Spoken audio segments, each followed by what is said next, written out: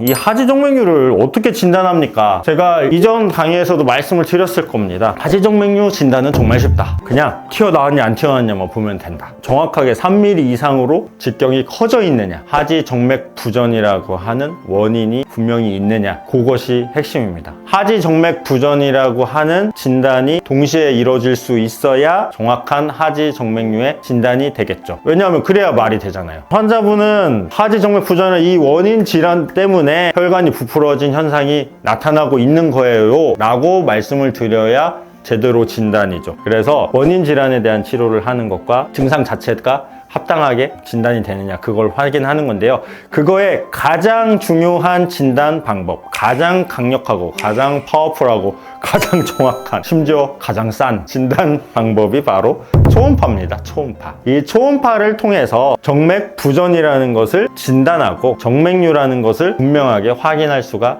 있습니다. 그리고 그 정맥 부전으로 인해서 혈관이 부풀어지고 있는 그 모습까지도 초음파로 확인할 수가 있습니다. 굉장히 재밌죠. 그래서 초음파를 잘 보는 기관에서 지금 현재 상태에 대해서 진단하는 것, 요게 가장 중요합니다. 그러면 이 초음파를 통해서 뭘 확인하는 건데요? 정맥의 구조에는 판막이라는 게 있어요. 판막. 영어로 밸브라고 하는 게 판막인데, 피가 아래에서 위로는 올라가야 되는 건 맞아요. 왜냐면 심장을 가야 되니까. 모든 세상의 것들 중에 아래에서 위로 자연스럽게 올라가는 것은 없습니다. 중력이라는 것이 작용하기 때문에.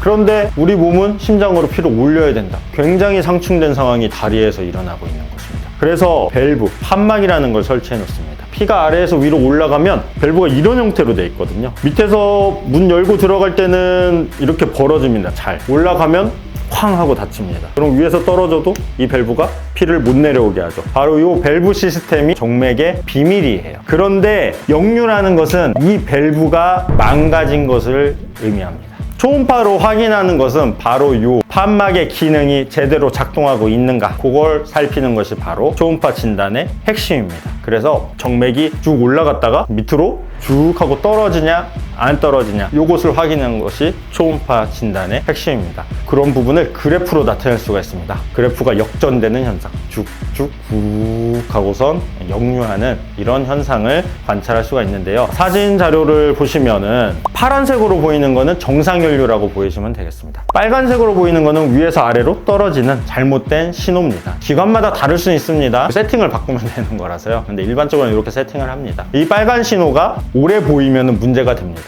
그리고 이것을 객관화하는 그래프가 바로 오른쪽 위쪽에 쭉 하고 하얀색 그래프가 보이시는데요. 이 증명사진이 있어야 됩니다. 요게 0.5초 이상, 아주 뚜렷하게는 1초 이상 역류하는 부분이 관찰이 되어야 진정한 하지정맥 부전의 동반된 하지정맥류라고 진단할 수 있는 겁니다. 그게 가장 정확한 진단이에요. 정리하면 혈관 튀어나왔다. 초음파로 봤더니 직경이 3mm가 넘더라. 그리고 그 원인으로 정맥의 역류가 1초 이상 지속되더라. 그러면 하지정맥류에 정확하게 걸리신 겁니다. 그것이 바로 하지정맥류의 진단입니다.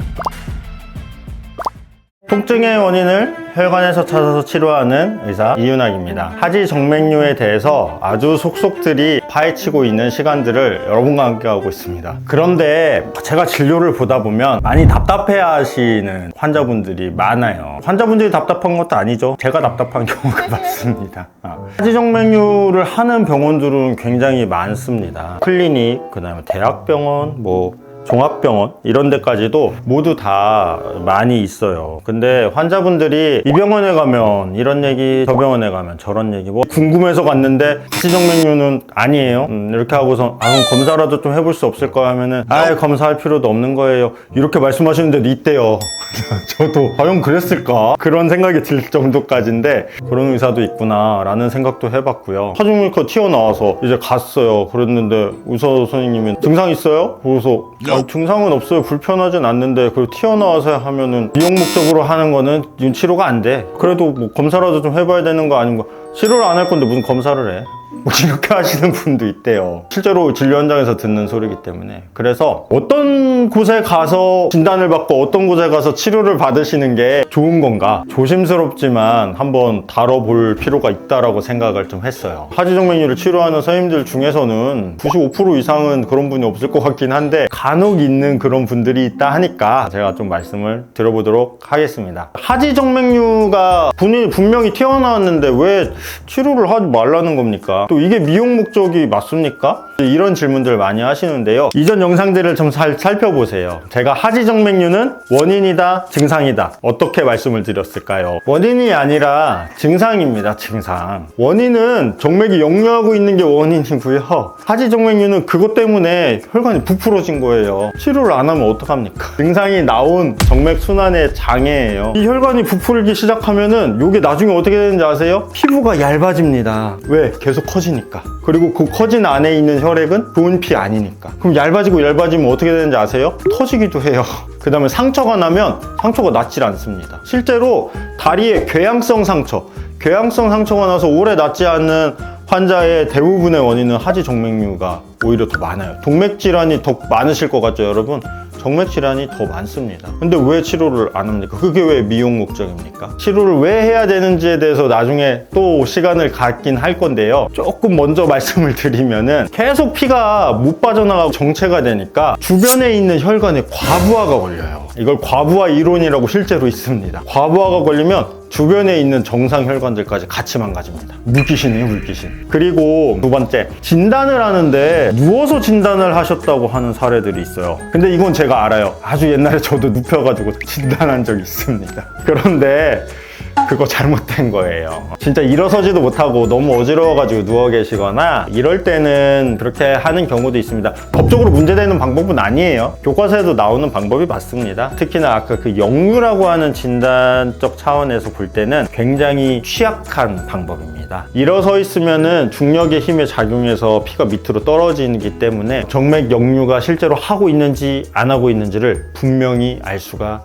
있습니다. 그런데 누워 있으면은 다리에서 심장 가는 길이 평지예요, 평지. 이러면은 밸브가 진짜 정상인지 아닌지 알기가 어렵습니다. 우리 간단하게 이렇게 생각해 보세요. 평생 누워서 하실 거 아니잖아요. 지금 앉아있고 걸어다니고 일하시고 뭔가 생활을 하려고 하는데 불편하니까 치료받으시는 거 아니에요? 근데 왜 누워있을 때 검사를 해요? 앉아있거나 서있을 때 문제가 있는지 없는지를 검사를 해야죠. 그 다음에 딴 데 가면은 검사를 10초 했대요, 10초. 그리고 무릎 위만 이렇게 간단히 검사하고 말았대요. 근데 여기는 왜 이렇게 오래 해요? 이렇게 말씀을 많이 하시는데요. 우리 정맥 사진을 한번 볼까요? 정맥이 어떻게 분포되어 있는지 이 하지에 있는 정맥에 있는 사진을 한번 보면은 사타구니에서부터 발목까지 빼곡하게 정맥이 위치하고 있습니다. 작은 가지들 말고 이 큰 가지 한번 보세요. 사타구니에서 발목 끝까지 길쭉하게 다 연결이 되어 있습니다. 이게 하나가 다 정맥이에요. 한 세트입니다. 그런데 무릎 위만 검사하면 정확한 검사라고 할 수 없어요. 왜 정확한 검사라고 할 수 없는지 사진 한 장 더 보여드릴게요. 정맥은 아주 작은 정맥이 모여서 강물 같은 큰 중간 크기 정맥을 이루고 중간 크기 정맥이 모여서 바다 같은 큰 정맥, 이걸 심부정맥이라고 하는데요.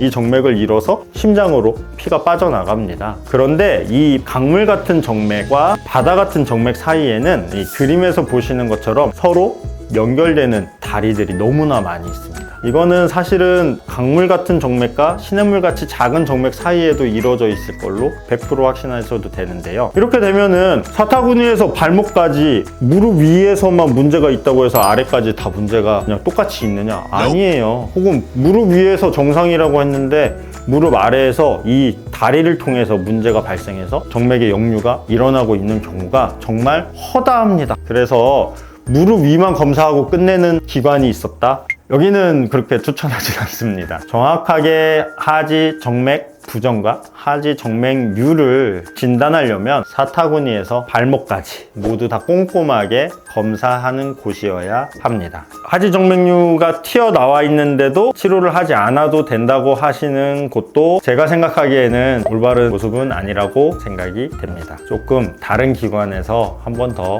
체크를 해보시는 게 좋겠습니다.